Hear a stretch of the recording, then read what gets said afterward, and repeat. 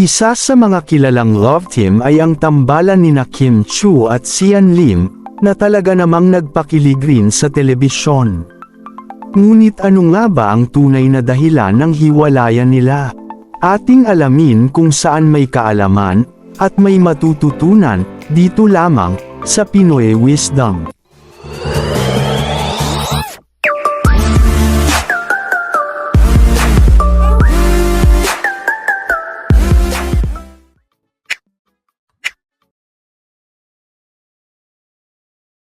Si Kim Chiu at Sian Lim ay kilalang mga artista sa Pilipinas.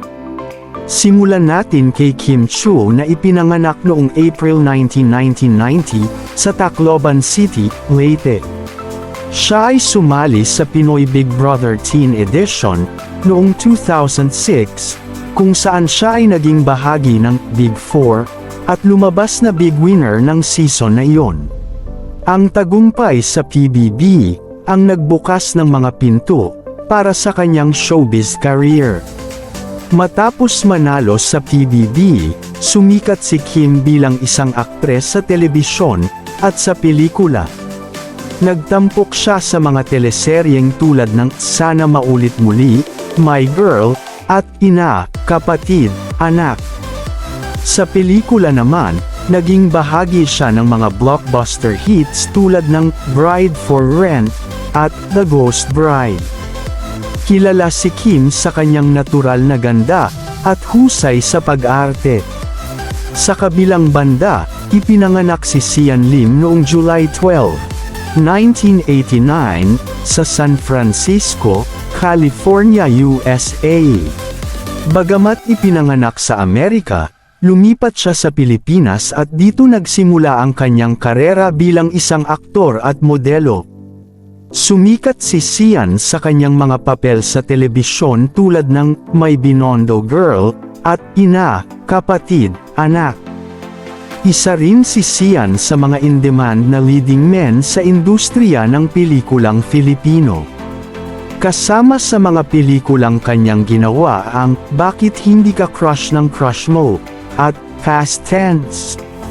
Bukod sa pagiging aktor, mahusay din si Sian sa pagkanta, at paminsang naglalabas ng kanyang mga awitin.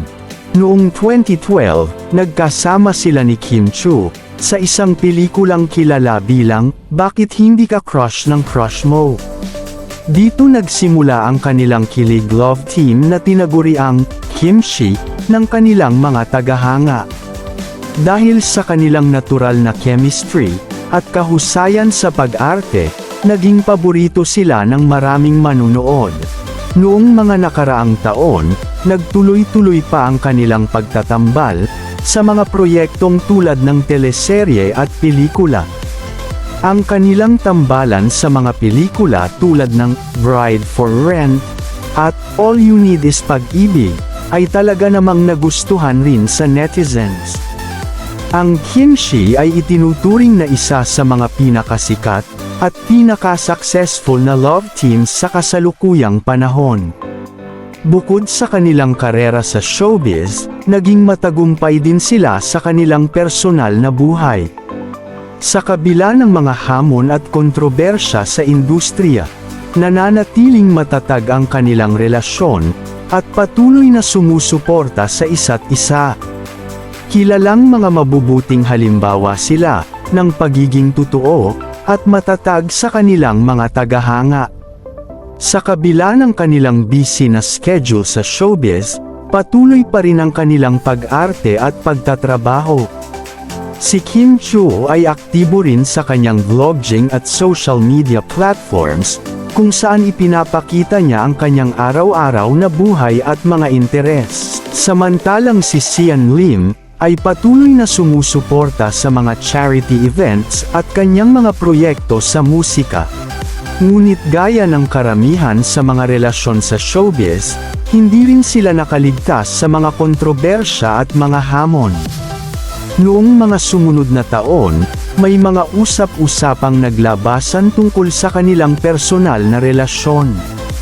May mga pagkakataon din na napag-uusapan ang mga pagsubok at mga balita na nagdudulot ng pag-aalinlangan, sa kanilang samahan. Sa gitna ng mga balitang ito, nananatili silang tahimik tungkol sa kanilang personal na buhay. Hindi sila nagbigay ng anumang opisyal na pahayag tungkol sa estado ng kanilang relasyon. Ngunit nung mga araw na tinanong sila ng reporters at TV shows, isa sa mga naging sagot ni Kim Chu ay, "Ayaw ko na maging masama ang loob ko kasi, he's happy. Kasi paulit-ulit na lang. So just give it a rest, and let's live respect to each other." Samantalang ang pahayag naman ni Sian Lim, "To be completely honest, I wasn't the one who engaged in the separation. Yun lang po siya, it's that simple. I know they're saying na, ako, hindi ako." Naging malinaw dito na ang nagwakas ng kanilang relasyon ay si Kim Chu at hindi si Sian.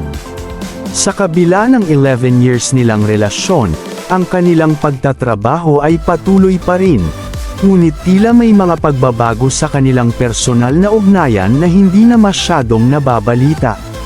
Sa kabila ng mga pagsubok, nananatili silang propesyonal sa trabaho, at patuloy na nagtatrabaho sa mga proyektong ibinibigay sa kanila ng kanilang management.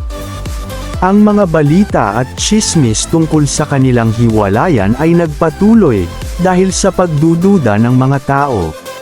Sinabi nila na wala raw balak pakasalan ni Sian, si Kim Chu, at napagod na daw si Kim kakahinte kay Sian, na magbigay ng singsing. Sa kasalukuyan, hindi maliwanag kung kailan eksakto naganap ang hiwalayan nila Kim Chu at Sian Lim, dahil hindi muna nila inilabas sa netizens, matapos mangyari ito. Gusto muna isapribado ni Kim Chu, at sinabing sa tamang panahon nila ito ipapaalam. Ngunit nito lamang Desyembre taong 2023, ay nilabas na nila ito sa netizens sapagkat sinabi ni Sian Lim na marami ng tao ang nadadamay. Ang mga detalye tungkol dito ay nananatiling pribado, at hindi kinumpirma ng mga direktang sangkot.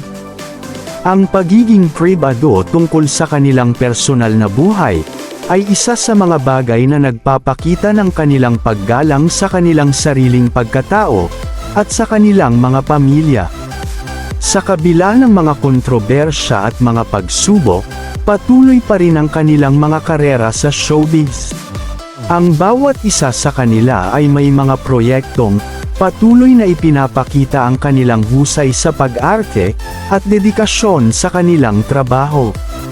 Nirerespeto nila ang bawat isa dahil hindi rin madali ang mag-move on sa ganong katagal na relasyon.